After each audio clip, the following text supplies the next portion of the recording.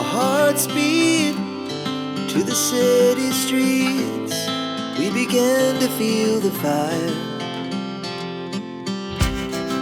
We rise like tall buildings as the chemicals they take us higher. The night's young and it's just begun. Good morning and welcome back to our channel.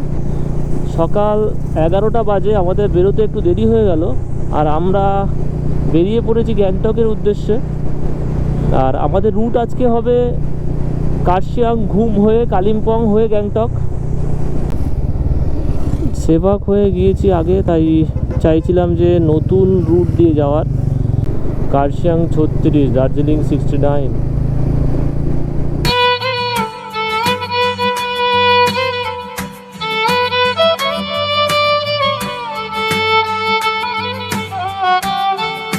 First time নিজের bike নিয়ে পাহাড়ে আসা।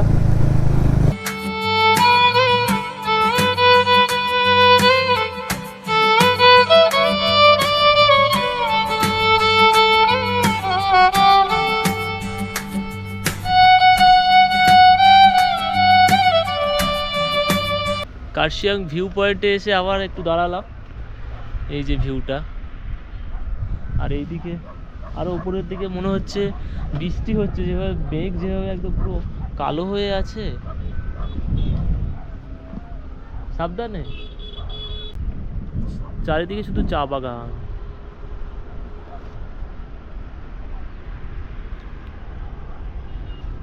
যত উপরে উঠছে ঠান্ডা বাড়ছে। আর এই যে আমরা উপরের দিকে যাব,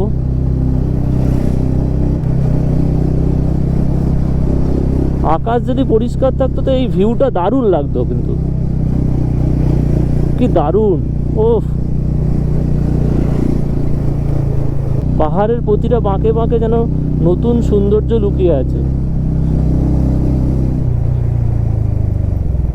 আমরা দাঁড়িয়েছি সোনাদাতে একটা দোকানে মোমো খাওয়ার জন্য। এই যে দোকান, আজ আমাদের দুপুরের লাঞ্চ হচ্ছে মোমো দিয়ে। অ্যাকচুয়ালি পাহাড়ে এলে মানে পাহাড়ে যে মোমোর টেস্টটা সেটা আমাদের ওখানে অতটা ভালো পাওয়া যায় না। পাহাড়ে এলে মোমো খাওয়ার জন্য মনটা কেমন করে সবসময়। তো মোমো দিয়ে আমরা আমাদের লাঞ্চটা আজকে ছাড়বো। চিকেন মোমো চলে এসছে, দেখা যাক কেমন খেতে। এমনি ভালো, কিন্তু কেমন যেন মনে হচ্ছে একটু কাঁচা কাঁচা মনে হচ্ছে, তাই না?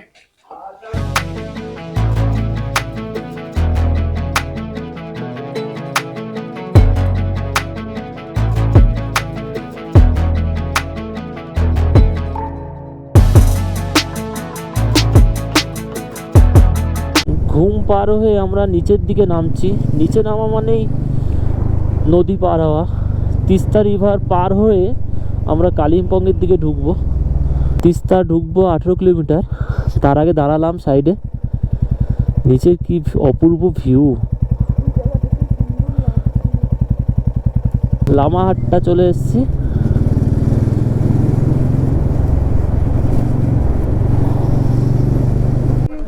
মেঘে পুরো ঢেকে গেছে, আলো থাকলে ঢোকা যেত। লামহাট্টা ইকো পার্ক এটা। এই কিছুক্ষণ আগেই মেঘ দেখলাম, এটা আবার পরিষ্কার হয়ে গেল,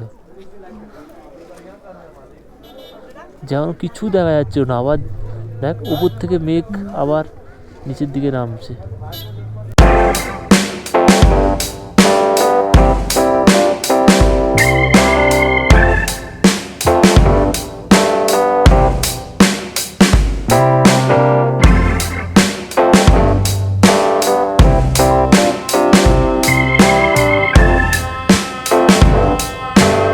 পাতা সব ঝরে গেছে, দেখ পাতা সব ঝরে গেছে, সব নতুন পাতা। আর ঝরা পাতাগুলো চারদিকে ছড়িয়ে আছে রাস্তার দুপাশে।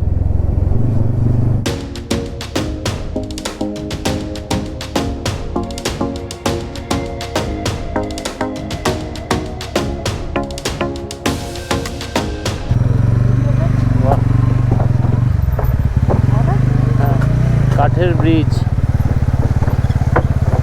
অবস্থাটা খুব একটা ভালো না মোটে মনে হচ্ছে। এদিকে ব্রিজ তৈরি হচ্ছে বাঁ দিকে, একটা ডিজাস্টারের পরবর্তী যে রূপটা না, সেটা দেখে বোঝা যাচ্ছে।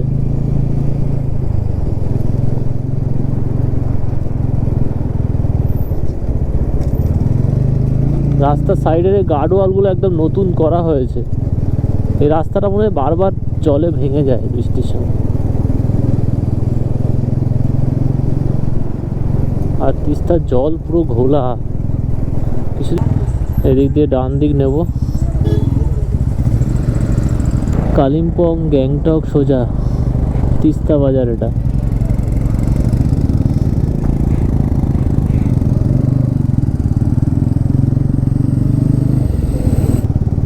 তিস্তা বাজার ব্রিজ ক্রস করে আমরা কালিম্পংয়ের দিকে যাব।